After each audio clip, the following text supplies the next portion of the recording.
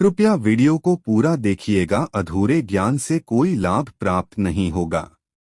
नमस्कार दोस्तों, हार्दिक स्वागत है आप सभी का फिर से एक बार हमारे चैनल एस्ट्रो सच पर। दोस्तों, निर्जला एकादशी का व्रत रखने से सभी पापों से मुक्ति मिल जाती है और पुण्य की प्राप्ति होती है।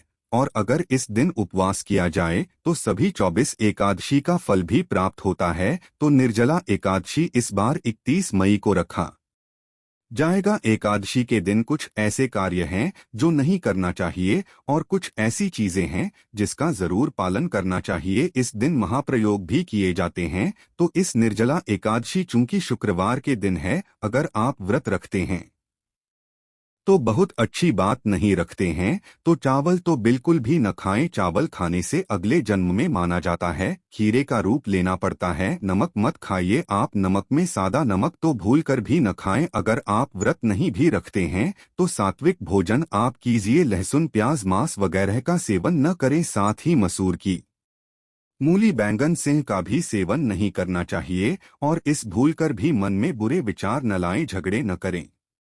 अगर आप व्रत रखते हैं तो जमीन पर सोए, लेकिन इस दिन महाप्रयोग किए जाते हैं। का एकादशी के दिन कुछ खास प्रयोग किए जाते हैं। आज हम स्वास्तिक का टोटका आपके साथ शेयर करेंगे। देखिए, हिंदू धर्म में किसी भी शुभ कार्य को शुरू करने से पहले स्वास्तिक का चिन्ह बनाकर उसकी पूजा करने का विधान है। मान्यता है कि ऐसा करने से कार्यों में सफलता मिलती है, क्योंकि स्वास्तिक का चिन्ह को मंगल का प्रतीक भी माना जाता है। अब ये जो स्वास्तिक है सो और अस्थि के योग से बना है।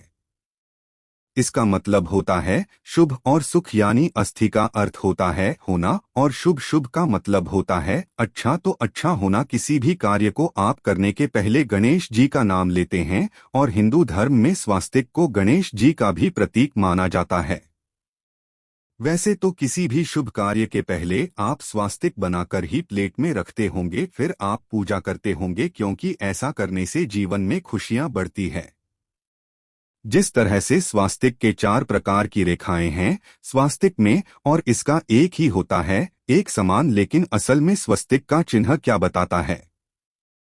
पौराणिक मान्यता है कि 4 दिशाओं यानी पूरब पश्चिम उत्तर दक्षिण की ओर इशारा ये 4 भुजाएं करती हैं, और हिंदू धर्म में इनको 4 वेदों से जोड़कर देखा जाता है, यानी ऋग्वेद, यजुर्वेद, अथर्ववेद और सामवेद। मान्यता है कि स्वास्तिक की 4 रेखाएं सृष्टि के रचनाकार भगवान ब्रह्मा के 4 सिरों को भी दर्शाती है और पुरुषार्थ यानी 4 आश्रम, 4 लोग, 4 देवू, ब्रह्मा विष्णु महेश गणेश की तुलना भी की गई है।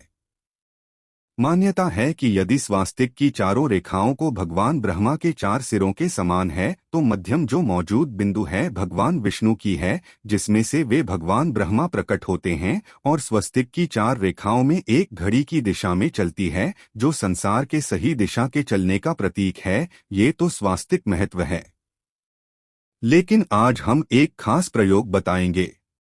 देखिए, घर के मुख्य दरवाजे पर आज एकादशी के दिन आप शुभ मंगल प्रतीक चिन्ह स्वास्तिक जरूर बनाए, चाहे तो वह चावल और कुमकुम की सहायता से चावल और हल्दी के घोल से बना सकते हैं, या फिर आप कुमकुम जाने की सिंदूर और घी या सिंदूर और तेल मिक्स करके भी बना सकते हैं।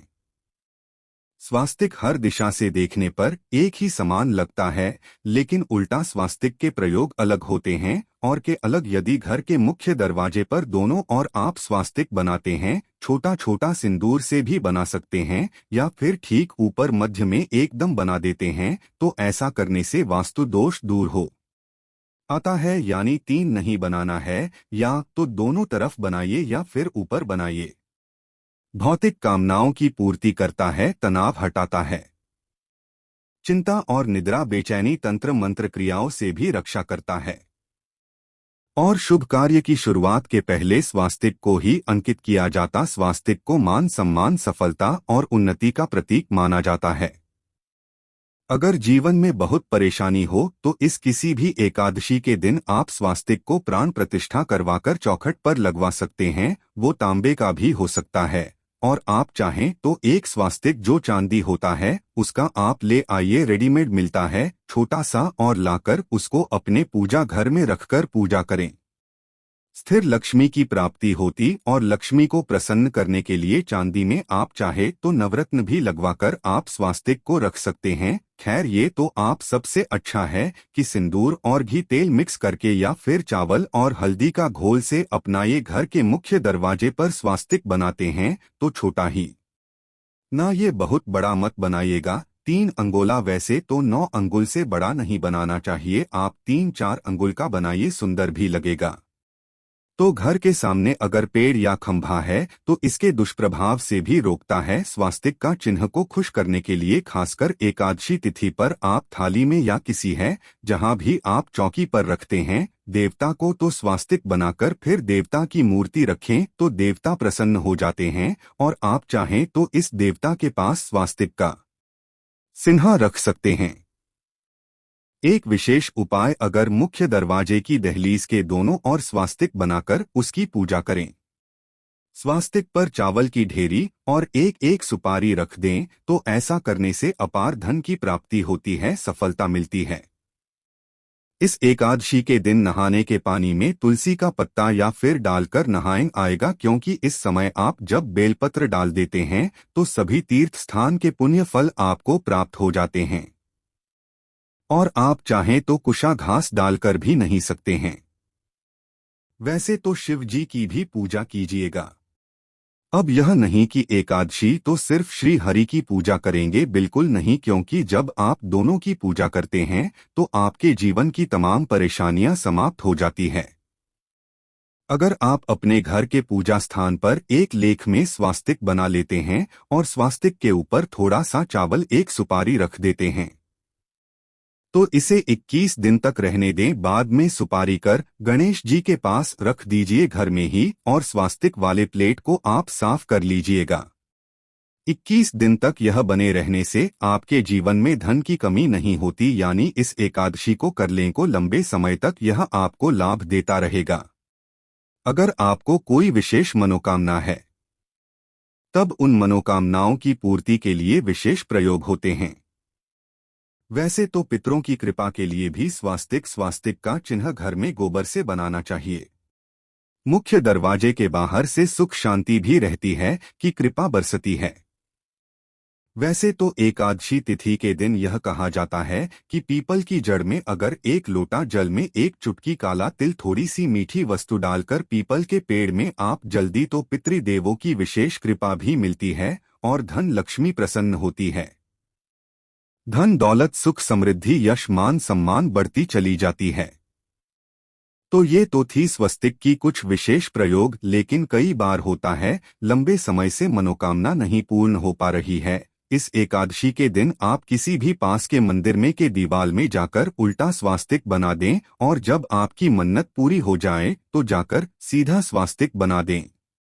सिंदूर से बनाएगा तो चलिए आप जानते हैं, भगवान श्री हरि की जब आप पूजा करेंगे तो उन्हें 2 हल्दी की गांठ जरूर अर्पित कीजिएगा और बाद में उस हल्दी की गांठ को पीले कपड़े में लपेटकर रख लीजिएगा, धन की मुश्किलें दूर होगी। पहले से आपके पास रखा हुआ है तो उसको ही फिर से आप रख सकते हैं। आपके पास जो भी चीज है, केसर है, कमाल का है, केला है, गेंदे का पुष्प है, सब कुछ आप उनको अर्पित करें। तो अपनी विशेष मनोकामनाओं की पूर्ति के लिए, चाहे आपको जॉब की प्राप्ति के तलाश से या फिर आप चाहते हैं कि आपका व्यापार अच्छा चलेगा, आप चाहते हैं कि अपना मकान हो, तमाम जो भी आपका भौतिक सुख साधन है, उसके लिए आप पास के किसी भी मंदिर में जाएं और एक सिंदूर लेकर जाएगा घर से, सिंदूर ही मिक्स करके, सिंदूर में सरसों का तेल मिक्स करके मंदिर की दीवार पर एक उल्टा स्वस्तिक बना दे और फिर जब मन्नत पूरी हो जाए तब सीधा स्वस्तिक बना दीजिएगा। फिर से जाकर वहीं पर अगर आपकी जब मन्नत पूरी हो जाती है तब और भगवान को धन्यवाद कहिएगा। तो इस तरह से आप इस एकादशी के दिन अपनी मनोकामनाओं की पूर्ति के लिए यह विशेष प्रयोग करें और तुलसी जी में जब जल अर्पित कीजिएगा तो एक लोटा जल में एक चुटकी हल्दी, 2-4 बूंद दूध डालकर और थोड़ा सा मिश्री, एक चुटकी अक्षर डालकर ही अर्पित करें तुलसी जी में। और शाम के समय एक घी का दिया जरूर जलाएगा, इस दीपक में एक सिक्का रख लीजिएगा और बाद में इस सिक्के को उठाकर आप संभाल कर रखें।